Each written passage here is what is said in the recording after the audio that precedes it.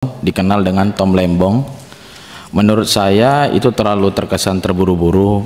Pak Jaksa Agung jangan sampai kasus ini menggiring opini bahwa pemerintahan Bapak Presiden Prabowo Subianto menggunakan hukum sebagai alat politik.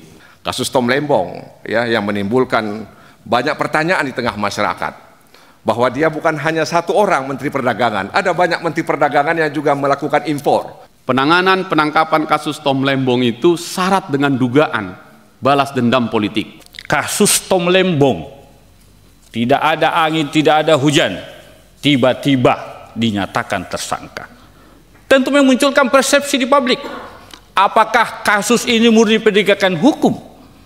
Atau jangan-jangan kasus ini orderan, pesanan? Saya tidak membela siapapun, saya tidak membela Pak Tom Lembong dan siapapun. Ini juga polanya sebenarnya sama, Pak. Bahwa jangan sampai masyarakat itu bertanya-tanya bahwa rejim ini membalas dendam. Begitu Pak Jaksa Agung, Kejaksaan Agung maksud saya menetapkan salah satu menteri, ex-menteri di Kementerian Perdagangan 2015-2022, apakah yang lain juga akan mendapatkan perlakuan yang sama?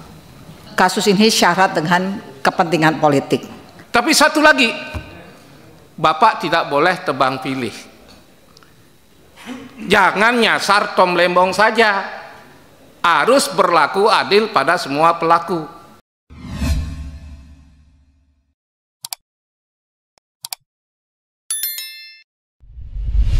Gerindra, silakan Pak Raul. Assalamualaikum warahmatullahi wabarakatuh. Waalaikumsalam. Selamat siang, saya Muhammad Rahul, Dapil Riau.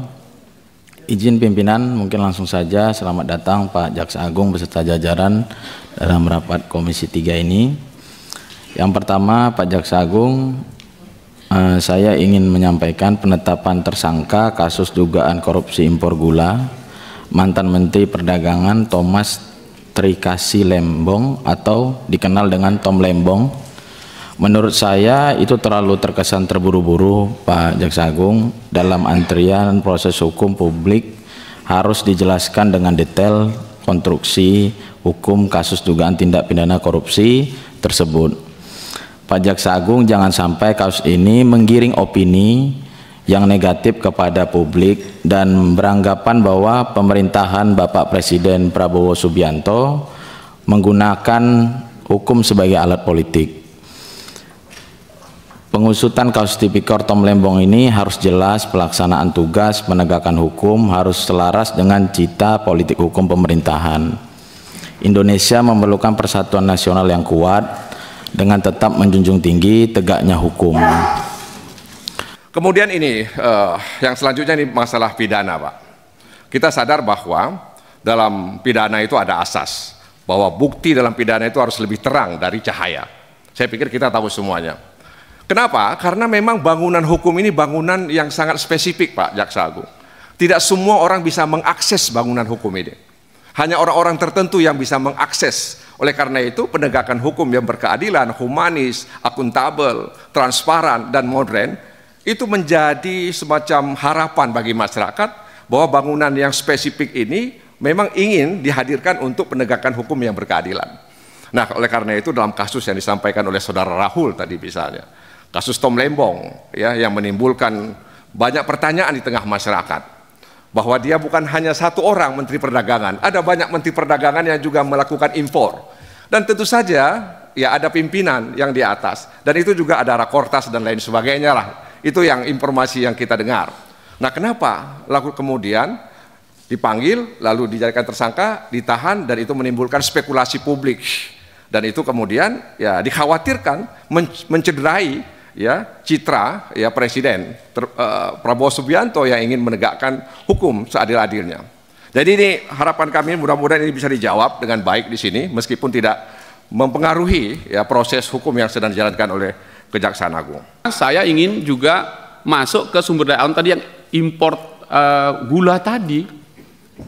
kami merasakan, mendengarkan percakapan di publik, penanganan penangkapan kasus Tom Lembong itu syarat dengan dugaan balas dendam politik. Itu yang kami dengarkan, itu yang kami rekam, karena itu kita sampaikan. Harus dijelaskan ini ke publik lewat Komisi 3 ini supaya betul-betul kita dapatkan. Seringkali penegak hukum kita awalnya bagus, pendekatannya represif sensasional, heboh, luar biasa. Tetapi kadang dalam proses penanganannya, orang-orang yang disebut aktor terlibat kadang-kadang dipersempit, bukan diperluas. Saya tidak akan bicara kasuistik di sini, Pak, tapi ini menjadi koreksi bersama kita, bahwa sejatinya penegakan hukum itu harus fair dan berkeadilan.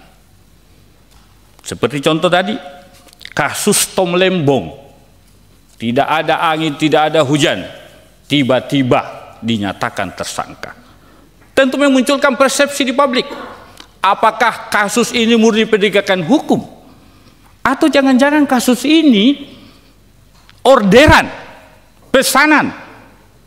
Karena yang kita takutkan adalah muncul persepsi di publik, persepsi di masyarakat bahwa penegakan hukum ini selalu tendensius, hanya menarget orang-orang tertentu, menarget kasus-kasus lama.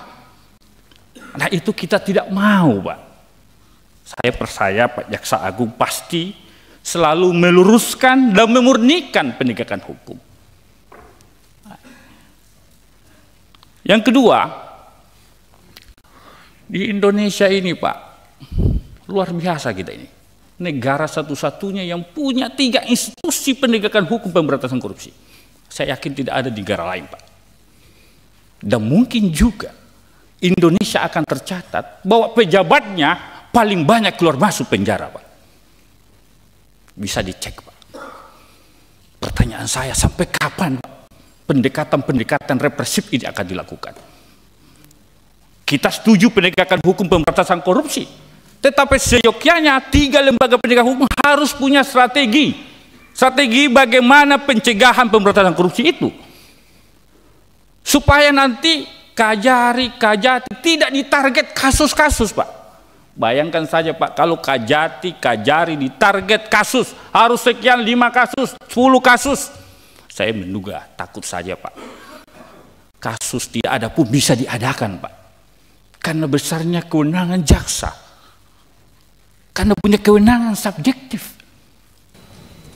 Ketika memang kita mau menganggap para penegak hukum ini bekerja secara serius, saya kira mudah sekali, Pak, untuk membongkar itu. Yang kedua, terkait impor gula dan impor yang lainnya. Terkait, saya tidak membela siapapun, saya tidak membela Pak Tom Lembong dan siapapun. Ini juga polanya sebenarnya sama, Pak. Mau impor gula, mau impor daging, mau impor yang lain, Pak, sebenarnya polanya sama. Tapi apakah teman-teman kejaksaan serius saja dalam membongkarnya? Oleh karena itu kita lihat memang fantastis, Pak. Dari timah, dari gula, dari impor yang lainnya nilainya fantastis, Pak, dan bahkan bisa menyelamatkan keuangan negara yang lebih dari kejahatan yang lainnya. Tapi yang mau kita garis bawahi adalah keseriusan dalam membongkar semua kejahatan tersebut dan tidak tebang pilih di situ, Pak. Jangan menindaklanjuti kejahatan tersebut hanya karena ada pesanan atau ada dorongan dari orang luar, Pak. Kali ini izinkan saya berbicara lebih teknis, sehingga ini bisa masuk kepada persoalan yang sebenarnya menjadi akar masalah yang sering dan sekarang lagi gencar ditanyakan oleh warga masyarakat. Ini tidak lain dari kasus Tom Lembong, Bapak Jaksa Agung yang saya hormati. Kenapa demikian? berkaitan dengan impor gula ini, Peraturan Menteri nomor 527 tahun 2004, peraturan kemudian diubah dengan Peraturan Menteri nomor 117 tahun 2015, membagi gula itu dalam dua bagian. Nah, ini saya mau menitik beratkan di sini, Pak Jaksa Agung. Gula kristal mentah dan gula kristal putih. Ini dulu. Ya. Kemudian di tahun 2015-2016, ya, saya mau mundur sedikit Pak Jaksa Agung, pimpinan. Di tahun 2004, mulai dari tahun 2004 sampai dengan detik ini, negara kita tuh selalu impor gula, tidak ada surplus gula. Data yang kami punya adalah bahwa negeri kita itu mulai impor gula sejak dari tahun 2004 sampai dengan detik ini. Baik itu gula kristal mentah dan gula kristal putih. Nah, di tahun 2015-2016 kita itu mengimpor 5 juta ton gula kristal mentah. Nah, kemudian Pak Tom Lembong ini memberikan persetujuan impor 105 ton. Itu kurang lebih tidak lebih dari 10%. Di depan sudah kami sebutkan bahwa Pak Jaksa Agung menitik beratkan kepada akuntabel dan transparan dalam rangka penegakan hukum. Masyarakat itu bertanya-tanya mengenai kasus yang terkait dengan saudara Tom Lembong ini. Tadi sudah disinggung oleh rekan kami dari Partai Gerindra bahwa jangan sampai masyarakat itu bertanya-tanya bahwa rejim ini membalas dendam. Kami dari Partai Golkar tidak ada kaitan dengan saudara Tom Lembong, tapi kami mempunyai kepentingan, Partai Golkar mempunyai kepentingan agar pemerintahan Pak Prabowo dan Gibran ini dapat berjalan dengan aman, tertib, stabil, dan mengutamakan penegakan hukum yang berkeadilan, modern, seperti yang sudah Pak Jaksa Agung sampaikan. Tadi di depan saya sebutkan, Pak Jaksa Agung yang saya hormati, Peraturan Menteri baik 257 tahun 2004, Peraturan Menteri 117 tahun 2015 terkait dengan gula kristal mentah itu tidak perlu izin, kecuali gula kristal putih itu harus yang boleh mengimpor adalah badan usaha milik negara. Nah, kami di sini ingin mendapatkan suatu pencerahan. Mungkin saja kami salah, tetapi kalau ini benar, tentu harus ada perbaikannya. Kami terus terang melihat bahwa di dalam rangka untuk memenuhi kebutuhan kekurangan gula, data yang saya punya adalah import 105 ton itu pada saat menjelang Lebaran. Pak, ini kan kita bicara bukan saja mengenai perdagangan. Kita bicara mengenai politik ekonomi yang jauh lebih luas, yang bisa saja menciptakan kestabilan, ketidakpercayaan masyarakat, bahkan bisa saja kalau ini tidak transparan dan akuntabel, Pak Jaksa Agung yang saya muliakan, saya ini agak berpikir agak sedikit ya kurang, ya mungkin saya salah Pak Jaksa Agung. Tapi seandainya kalau para importer itu kemudian semua mogok, tidak lagi mengimpor gula, saya rasa industri dalam negeri akan terganggu, industri makanan, industri di restoran, pelayanan hotel, semua terganggu. Penegakan hukum itu harus dilihat dalam wilayah yang jauh lebih luas. Nah, kami kemudian di dalam hal seperti ini, Pak Jaksa Agung, pimpinan yang kami hormati, yang kami sayangi, kami mengusulkan ini dalam rangka supaya membantu juga pihak kejaksaan. Kami minta untuk membentuk panja untuk mendalami kasus ini. Sebab rekan kami yang dari PKB ini kan sudah bilang, bukan saja impor gula, impor beras, impor daging, bawang putih, segala macam ini. Sekarang pertanyaan saya adalah begini, apakah kita ini mau menjadi negara hukum yang modern, atau kita mulai kembali seperti ini? Ya kan? Pertanyaan kasus timah misalnya, hukumannya cuma 2 tahun, 3 tahun, 4 tahun, berapa tahun lagi juga kita tahu. 300 triliun atau berapa, kami tidak mengikuti, mohon maaf. Nah ini kemudian, tadi saya di depan saya mengatakan ada 2 peristiwa Jaksa Agung yang saya hormati dan saya sayangi.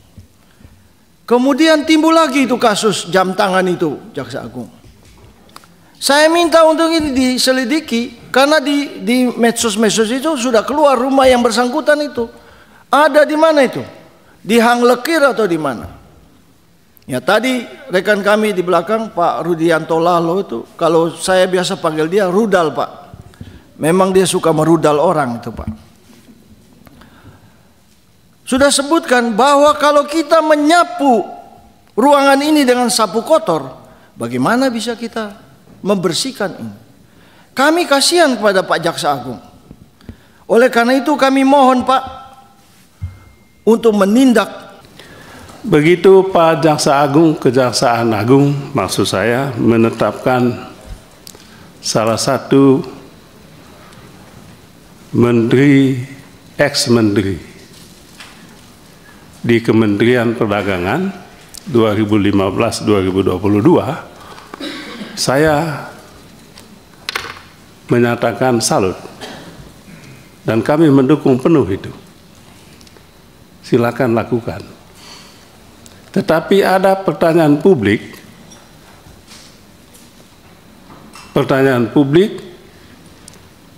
yaitu apakah yang lain juga akan mendapatkan perlakuan yang sama.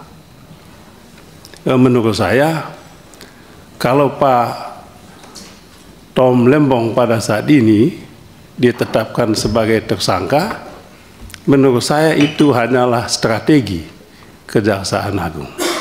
Berarti yang lain-lainnya siap menanti peristiwa yang kurang enak itu. Jadi saya punya positive thinking, dan menurut saya itu strategi yang tepat. Sebab yang lain-lain itu agak sulit kan Pak Jaksa Agung. Mungkin itu yang gampang. Kita mulai dari yang gampang, jangan mulai dari yang sulit. Saya teringat dengan Pak sahabat saya ini, mantan Kajati, ketika saya masih SMA dulu. Guru saya mengatakan, Pak Beni, kalau mau menjawab pertanyaan pada saat ujian, mulailah dengan yang gampang. Jangan mulai yang sulit. Sebab yang sulit ini nanti tidak selesai jawab, waktunya habis. Saya teringat dengan nasihat guru saya ini ketika Kejaksaan Agung begitu lincah menetapkan saudara Tom Lembong jadi tersangka dalam kasus impor gula ini. Itu pintu masuk. Mudah-mudahan pintu masuk betul Pak Jaksa Agung. Jadi jangan sampai batas sampai di pintu masuk. Jadi itu pintu masuk supaya apa? Duc in altum dalam bahasa Yunani kuno harus duc in altum. Maksudnya apa? Masuk lebih dalam lagi. Tapi bagaimana masuk lebih dalam kalau yang dangkal ini belum disentuh? Sentuh yang dangkal dulu, baru masuk ke laut yang lebih dalam lagi. Kami menunggu itu. Pak JA, dalam 2 minggu ini ramai diberitakan dan terjadi polemik tentang penetapan TTL Tom Lembong sebagai tersangka pelaku tindak pidana korupsi dalam hal pemberian izin impor gula kristal mentah yang setelah diolah menjadi gula kristal putih didistribusikan untuk kebutuhan konsumsi. Tadi disebutkan Pak Hinca, kasus ini membuat spekulasi masyarakat bahwa kasus ini syarat dengan kepentingan politik.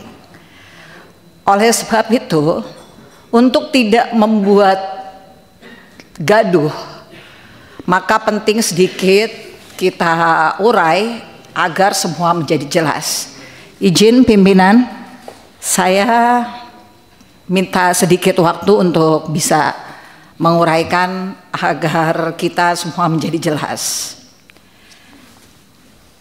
Jika dilihat dari waktu penerbitan izin oleh TTL, yaitu tahun 2015 dan tahun 2016, maka tentu ada 2 peraturan yang berlaku.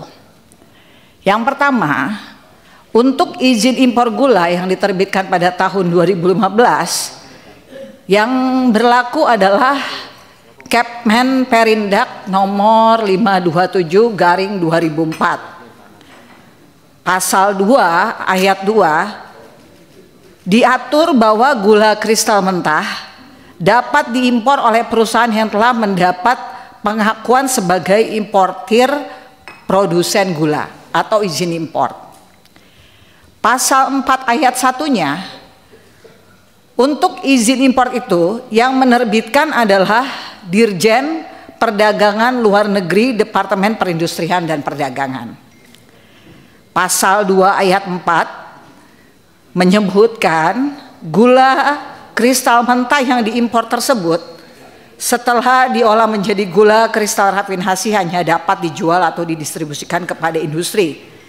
Kalau memang berhenti di sini, bisa dibilang Tom Lembong melanggar peraturan.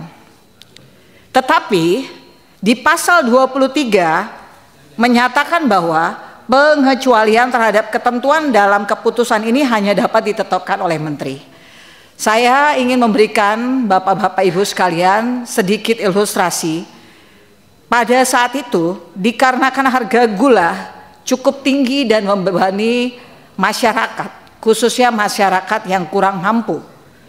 Dan sebagai tindak lanjut MOU antara Kasat dan Menteri Perdagangan pada tahun 2013, Induk Koperasi Angkatan Darat Kartika atau Inkopkar meminta kepada Menteri Perdagangan untuk melaksanakan operasi pasar, dan kemudian disetujui dalam pelaksanaannya Inkopkar dapat bekerja sama dengan produsen dalam negeri atau beberapa perusahaan dalam negeri.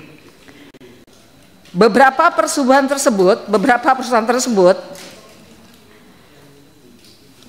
mengajukan permohonan kepada Menteri Perdagangan agar diberi izin mengimpor gula kristal mentah yang diolah menjadi gula kristal putih. Lalu didistribusikan kepada masyarakat, dijual kepada masyarakat dengan harga di bawah harga pasar. Karena tujuannya memang untuk menstabilkan harga, begitu ya Pak ya. untuk menstabilkan harga. Jadi di sini kita juga bisa lihat bahwa perusahaan-perusahaan tersebut tidak sekedar mencari untung atau tidak sekedar berdagang, tetapi ada juga rasa nasionalisme mereka untuk membuat stabilitas nasional. Izin impor yang biasanya diterbitkan oleh Dirjen, dalam hal ini diterbitkan oleh Menteri sebagai wujud pelaksanaan pasal 23 tadi. Nah, di sini menimbulkan pertanyaan buat saya. Penerbitan izin impor tersebut melanggar ketentuan atau peraturan yang berlaku atau tidak? Kalau melanggar, di mana letak pelanggarannya? Karena menurut pasal 23 tadi itu membolehkan Pak Menteri untuk melakukan hal itu. Yang kedua adalah di tahun 2016. Ini saya harus baca pimpinan karena ini adalah urut-urutan yang tidak boleh salah, tidak boleh berspekulasi, mengada-ngada, tetapi ini adalah data dan informasi yang bisa kami kumpulkan berdasarkan investigasi pribadi. Ngeri kan? Ngeri.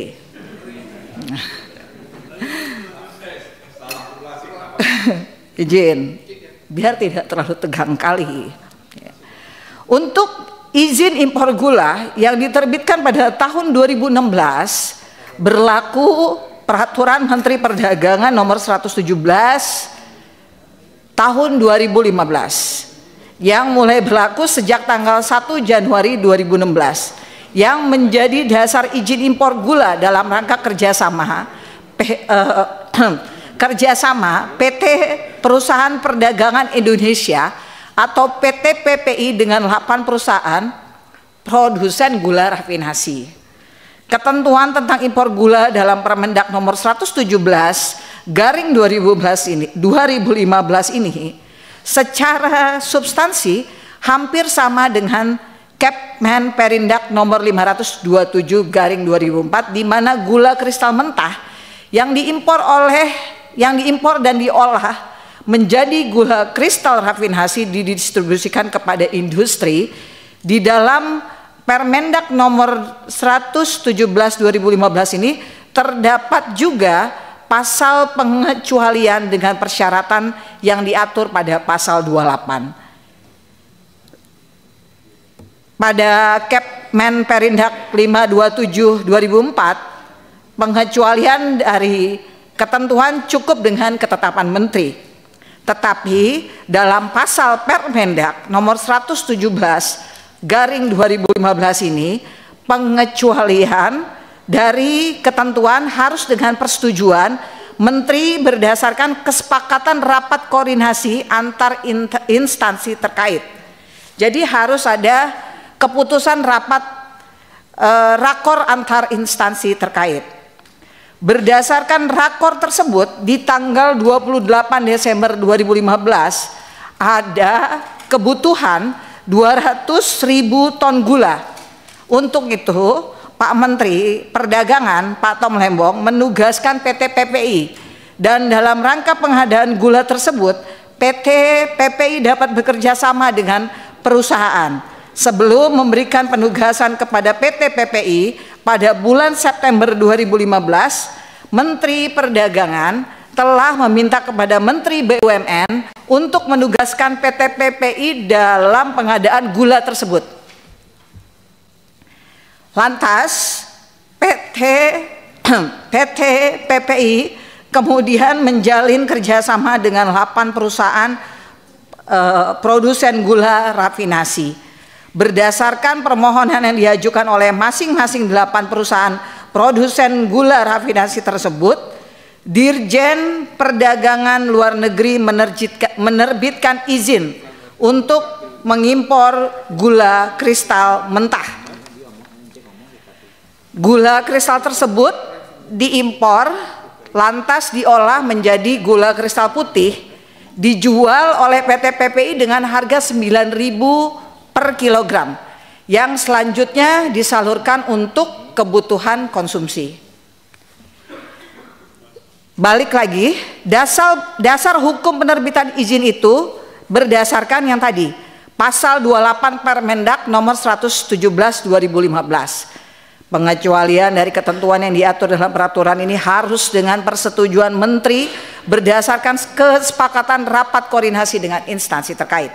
Saya ulangi lagi agar kita semua mengingat dan paham tentang itu. Dengan berpedoman sebelum izin impor diterbitkan kepada 8 perusahaan produsen rafinasi telah ada rapat koordinasi tersebut yang saya sebutkan di atas, yang intinya ada kekurangan gula sebesar 200.000 ton. Dan lantas Menteri Perdagangan Pak Tom Lembong memberikan penugasan kepada PT PPI, sehingga menurut saya tidak terpenuhi unsur perbuatan melawan hukum atau melebihi kewenangan sebagaimana dimaksud pasal 2 dan 3 Undang-Undang Tipikor. Saya mungkin nanti butuh pencerahan dari Pak JA, apa sih ketentuan yang dilanggar, peraturan yang dilanggar. Kalau saya lihat yang diatur dalam Kepmen dan Permen di atas, harusnya kedua regulasi tersebut bersifat lex specialis. Selain mempertanyakan unsur perbuatan melawan hukum atau melebihi kewenangan, saya juga ingin mempertanyakan sesungguhnya di mana letak kerugian negara atau perekonomian negara dalam kasus ini.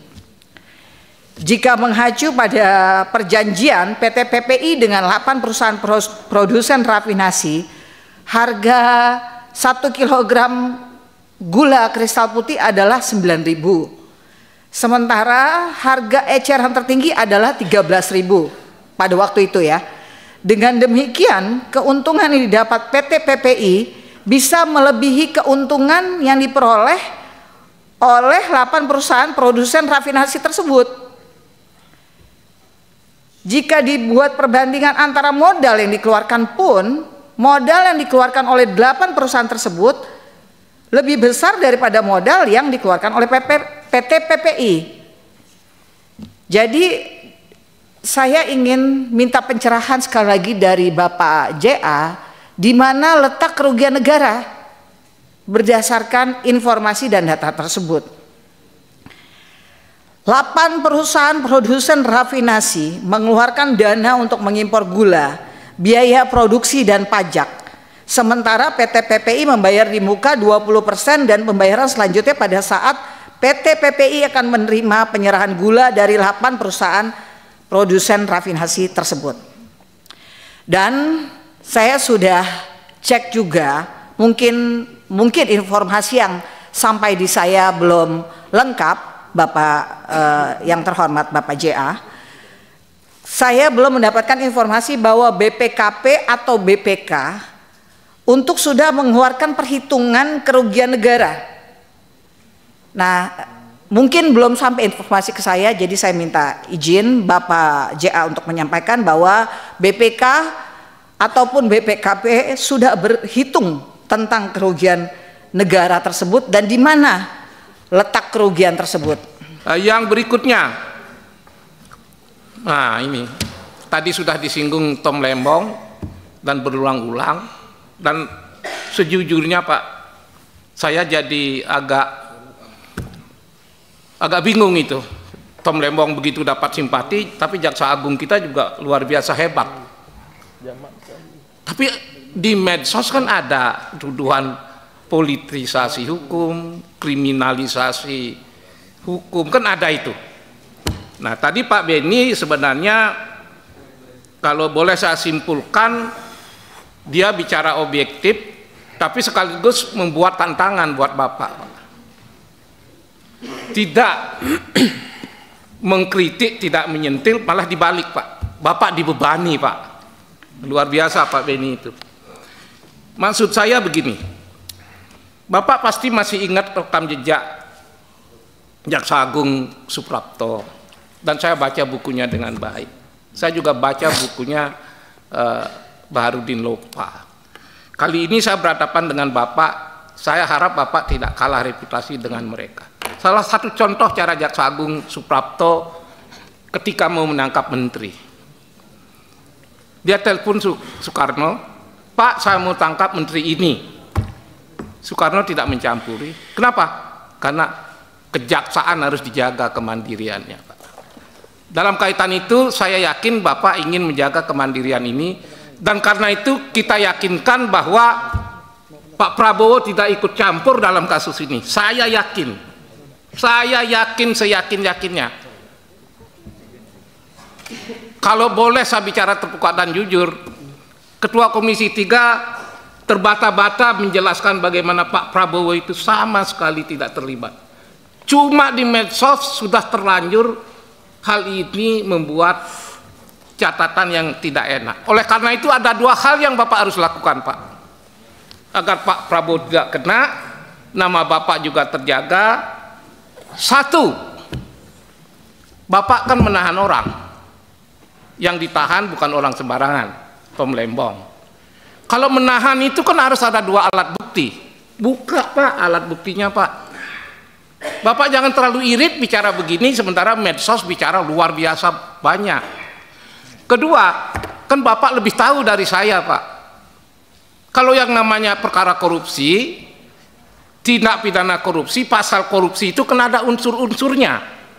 Jadi Bapak tidak hanya perlu menjelaskan dua alat bukti ke masyarakat, jelaskan unsur-unsurnya bahwa memang betul-betul itu terbukti. Tapi kalau karena beberapa kekeliruan, lalu dua alat bukti itu tidak memadai dan lemah, unsur-unsur nggak terbukti, SP3 juga bisa mengatasi masalah. Karena undang-undang membolehkan itu, Pak.